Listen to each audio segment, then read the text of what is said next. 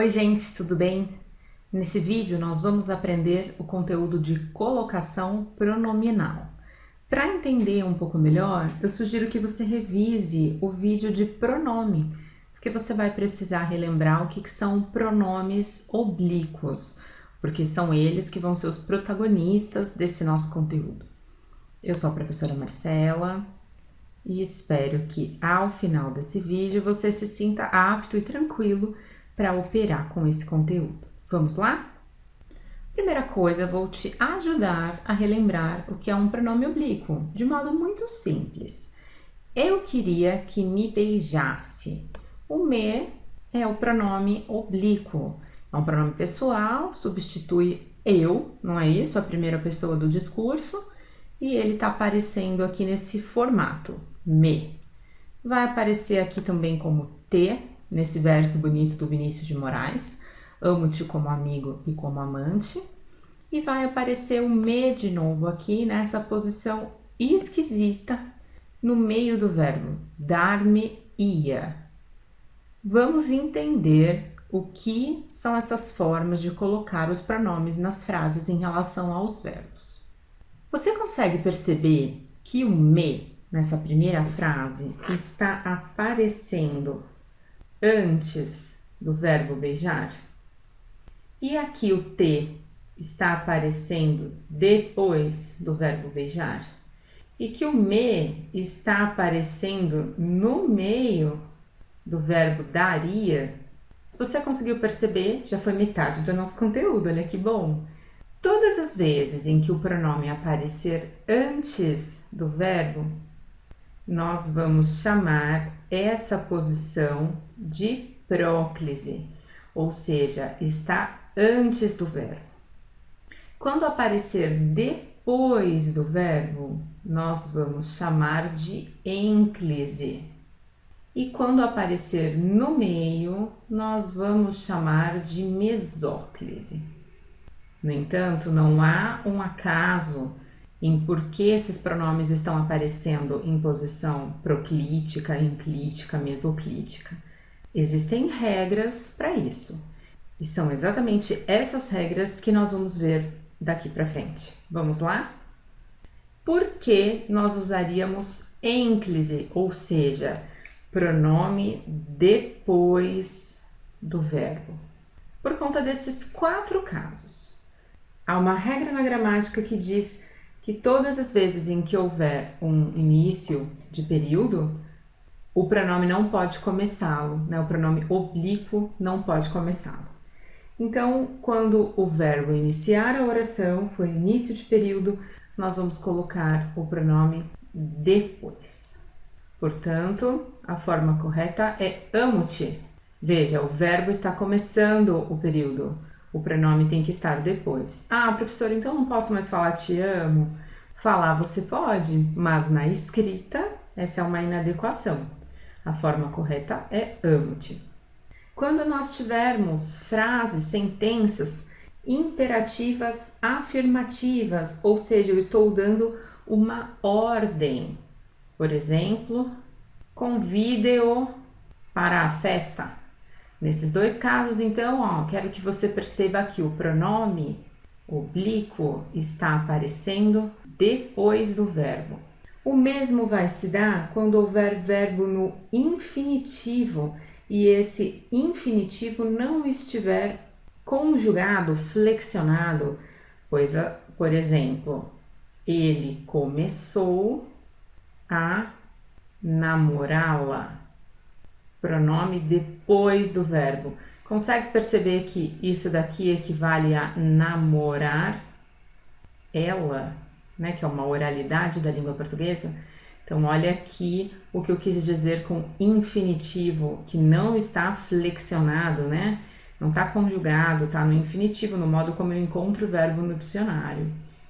E quando eu tenho frases com gerúndio, desde que não estejam antecedidos da preposição em, porque isso vai cair numa outra regra que a gente vai ver a seguir, eu também vou utilizar ênclise. Por exemplo, ele fugiu da festa escondendo-se no mato. Olha o endo aqui, né? Então, esse é um caso de gerúndio. Esses são, portanto, os 4 casos em que a ínclise vai se fazer necessária. Agora, nós vamos ver os muitos casos de próclise, porque são maioria na língua portuguesa. A língua portuguesa tem preferência, portanto, para usar pronomes antes dos verbos. Portanto, próclise. Por isso que tem essa listona, né? Porque a próclise é o caso mais numeroso da língua portuguesa. Eu costumo dizer que quando a gente fica na dúvida, é muito provável que seja a próclise. A próclise vai acontecer com palavras ou expressões negativas, porque essas palavras são atrativas do pronome. Elas vão trazer o pronome para perto delas. É esse caso. Não se esqueça de mim. Então, a palavra negativa, não, está trazendo o pronome para perto dela.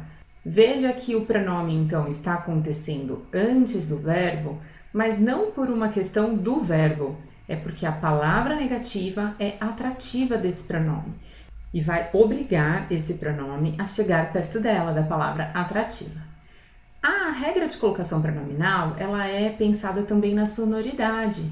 Escuta, não esqueça-se. Fica estranho, não fica? Sonoramente, não se esqueça, é melhor. O mesmo vai acontecer com pronomes relativos.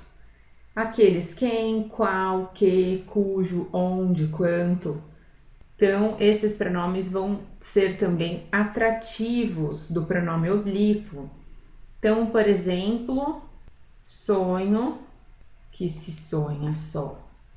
Sabe aqueles ditadinhos populares? Provérbios, né? Sonho que se sonha só. Eu tenho, portanto, o pronome relativo, que poderia ser substituído por o qual, por exemplo, atraindo o pronome oblíquo para perto dele. Isso também vai acontecer com pronomes indefinidos, por exemplo, alguém, quem, algum, qualquer, pouco, vários. Esses pronomes também vão atrair o pronome oblíquo para perto. Por exemplo, pouco se conhece sobre tal assunto. Então, o pronome indefinido pouco está atraindo o pronome oblíquo para perto dele. A gente poderia sintetizar esses 3 primeiros em uma mesma regra, que são as palavras atrativas, as negativas, os pronomes relativos ou os pronomes indefinidos. Conjunções subordinativas também vão obrigar o pronome a chegar perto delas. Como assim conjunções subordinativas? Quando, se, como, que, porquê, são conjunções que vão fazer orações subordinadas. Se você não se lembra, procure esse vídeo que vai te ajudar. Então, eu vou pensar, por exemplo, em uma oração com que. Não iria à sua festa, ainda que me convidasse. Não iria ainda que me convidasse. Olha o que, conjunção, atraindo o pronome para perto. Professora, mas qual a diferença desse que para esse outro aqui de cima? Esse é um pronome relativo, ó, ele pode ser substituído por o qual. Aqui você não consegue fazer ainda o qual me convidasse, né? Não faz sentido. Então, esse que é uma conjunção. A próclise também vai acontecer com advérbios. Por exemplo, ontem, aqui, ali, agora, de vez em quando. Sabe aquela frase de avó? Aqui se faz, aqui se paga. Então, o advérbio trazendo o pronome oblíquo para perto dele também. Com orações optativas, que são, no geral, frases de exprimirem desejos positivos, ou exclamativas ou interrogativas, a gente também vai utilizar próclise. Por exemplo, que se dane. Então, fiz uma frase exclamativa. Aqui também eu tenho a presença do pronome que. Então, esse pronome deveria aparecer nessa posição por 2 razões. Mas eu ainda poderia pensar, por exemplo, uma frase de desejo. Que Deus te ajude. Então, o pronome aparecendo antes do verbo porque está exprimindo um desejo, são as orações optativas. E quando eu tiver verbo no gerúndio, mas esse for precedido da preposição em, já vou colocá-la aqui, vai acontecer próclise. Vou pegar per o vas de caminha. Essa terra é tão fértil que em se plantando tudo dá. Então, o verbo no gerúndio precedido de preposição em vai solicitar o pronome antes do verbo. Tudo bem? Esses são os casos, muitos casos de próclise. E por fim, os casos de mesóclise. Mesóclise parece que nem é língua portuguesa, né? Mas existem apenas 2 casos em que ela vai se fazer necessária, com verbos no futuro do presente e no futuro do pretérito.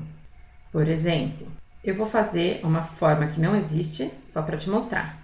Dará-me a honra de sentar com você. O que eu vou fazer? Vou separar o verbo, vou deixar o radical dele de um lado, o pronome no meio e a desinência depois. Futuro do presente e futuro do pretérito. O mesmo com a forma daria. Separo, radical de um lado, pronome no meio, desinência do outro. Só esses casos de mesóclise, ainda bem, né? Porque afinal, como eu disse, nem parece língua portuguesa. Mas, nesses 2 casos, você tem que usar. Ah, professora, eu não quero, eu não me sinto confortável. Então, você vai fazer a forma composta do verbo. Vou dar. Aí você se livra de usar a mesóclise.